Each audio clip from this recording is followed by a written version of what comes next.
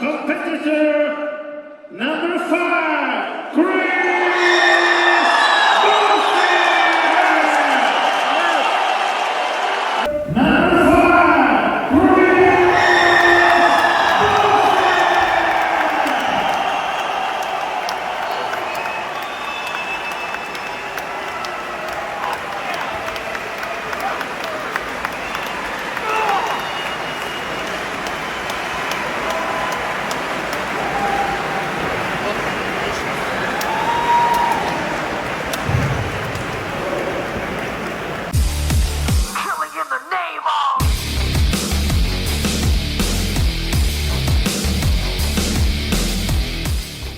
Bonjour à tous, bienvenue sur Moss Muscular, j'espère que vous allez bien. Avant de commencer la vidéo, pensez à vous abonner à la chaîne, mettre un petit like sur la vidéo pour me soutenir et un commentaire pour le référencement.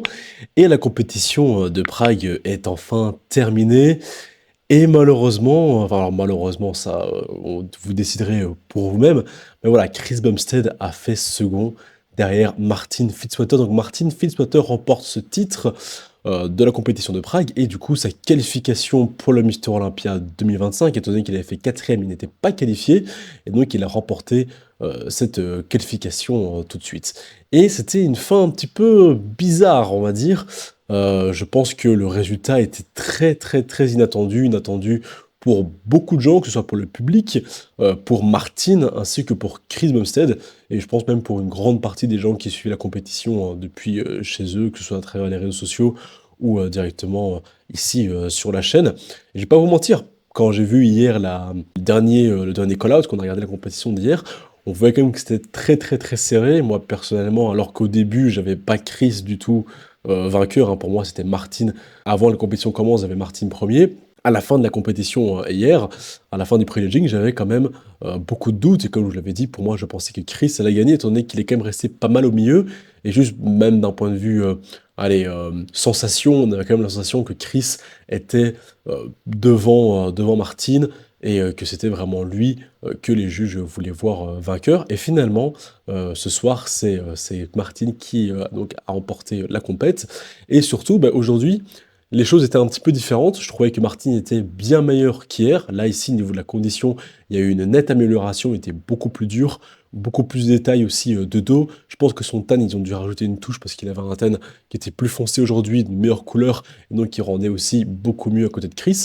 Et bon, voilà, Chris Bumstead, comme niveau condition, il a une condition quand même assez incroyable. Et du coup, même si Martin est en bonne condition, il paraît quand même toujours pas assez sec à côté de Chris qui lui par contre est dans une condition superbe, alors que pourtant là il était quand même un peu plus flotteux qu'à Olympia. Normalement quand on voit la comparaison entre les deux, il était vraiment bien plus sec durant Olympia, en grosse partie parce qu'il devait faire le poids, donc il pousse vraiment très loin la sèche, la condition pour être au poids, alors qu'ici il est beaucoup plus à l'aise, il a pu carb up aussi plus longtemps et bien plus tôt, donc ça aussi une grosse différence. Alors il est certes un peu plus volumineux, plus massif, mais voilà, il reste quand même dans une très bonne condition.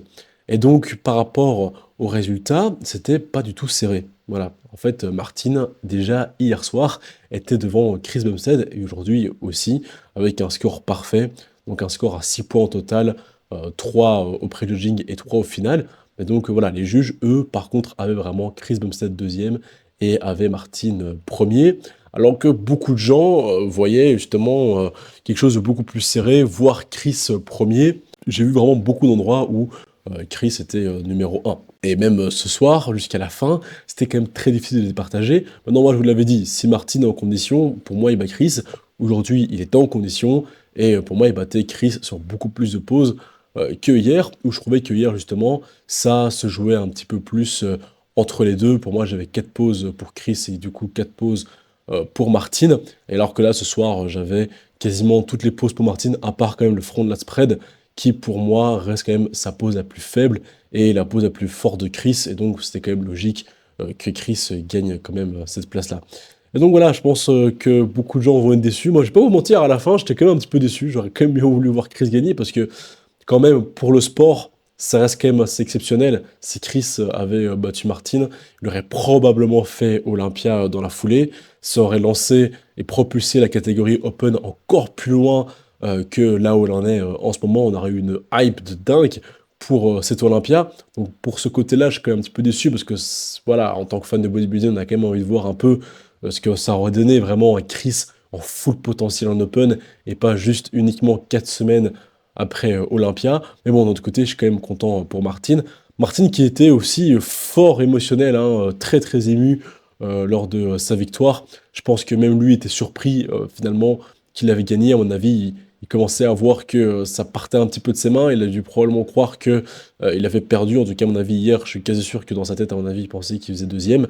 Et en tout cas, quand tu vois la réaction qu'il avait aujourd'hui, je pense qu'il avait vraiment très peur de faire deuxième. Donc je suis quand même aussi très content et très heureux pour Martin. Il est encore très jeune, il a 29 ans, donc il a aussi une norme... 29 ou 27? Non, il a 27 ans, pardon. Et donc voilà, il va retourner à l'Olympia cette année. Et du coup, voilà, dernière compétition de Chris Bumstead, dernière compétition aussi pour Annie Rainbow en tant que coach. Donc c'est vraiment la fin, Chris l'a dit un petit peu après, lors d'une interview, juste après la compétition, enfin, dans le speech post-compète, petite interview post-compète, il a annoncé, il a dit que là, c'était vraiment officiellement sa toute dernière compétition, bien que je suis certain qu'on lui a proposé de quand même aller à Olympia. Je suis sûr qu'il a eu au téléphone Tyler Manion ou quoi, en lui disant, écoute, nous, on t'invite à Olympia, ramène-toi, en open, si vous voulez le faire. Ce qui en soi serait logique, hein. Moi, si j'étais le vice-président de l'IFBB, j'inviterais directement Chris Bumstead à concourir, même s'il n'a pas gagné une compétition en open, je dirais de venir concourir à Olympia. Mais voilà, je pense pas que Chris le fera, même s'il reçoit l'invitation, c'est certain qu'il est complètement en retraite et complètement retraité. Et voilà, c'est la dernière fois qu'on aura l'occasion de le voir sur scène. Et même s'il est deuxième, on peut quand même dire merci et être heureux finalement d'avoir pu voir ce qu'on a toujours voulu voir, c'est-à-dire un Chris en mode open. Et bordel, qu'est-ce que c'était chaud, et qu'est-ce que c'était quand même serré. On peut voir quand même que tu peux être le meilleur classique physique, partir en open et quand même challenger le top 4 mondial. Et voilà, ça c'est quand même cool. Ça montre quand même à quel point cette catégorie, la catégorie classique, non seulement Chris était le standard de la catégorie, mais surtout à quel point cette catégorie n'est pas non plus n'importe quoi. Alors même si c'est pas, pour certains en tout cas, c'est pas du bodybuilding pur et dur, bon voilà, quand même. Visiblement les mecs en classique, quand ils font du body, ils sont quand même pas mal aussi. Bref, voilà, ce sera tout pour cette vidéo. Je sais pas trop quoi vous dire de plus. À la fin de Chris, on avait déjà parlé de ça lors de la précédente vidéo, lors de sa première annonce de retraite durant Olympia, donc on va pas revenir sur tout ça et sur toute sa vie. Mais voilà, c'était quand même cool, c'était agréable de le revoir sur scène, c'était un super week-end, c'était une super compétition. J'essaierai d'aller à Prague l'an prochain, à mon avis, parce que ça a quand même l'air d'être une sacrée compète et il y a quand même l'air d'avoir une sacrée ambiance. Donc ça fera probablement partie de mon calendrier et des destinations où j'irai. Et voilà, je vous retrouve très bientôt pour d'autres vidéos. On se retrouve aussi peut-être bientôt pour d'autres compétitions, où on peut se croiser, etc. Et d'ailleurs, merci à Florent Poisson qui était présent vers la fin pour les finales de cette compétition. On a fait un petit live pour regarder du coup les finales, parler un petit peu des athlètes qui étaient sur place, débriefer, donner un petit peu nos avis et tout. C'était aussi plutôt cool. Donc voilà, pour ceux qui étaient sur le petit live, j'ai pas diffusé le live de Prague, hein, on regardait juste ce qui se passait. Mais voilà, donc on avait quand même fait un petit truc, c'était sympa. Chose aussi à refaire, c'était plutôt cool. Enfin bref, c'était Kerim, Moss Muscular. À bientôt. Ciao. Get that tempo just enough to keep these bitches tight. Make him time. How about nigga dick? Bitches sucking dick. Make it quick. How my dick? The ass is from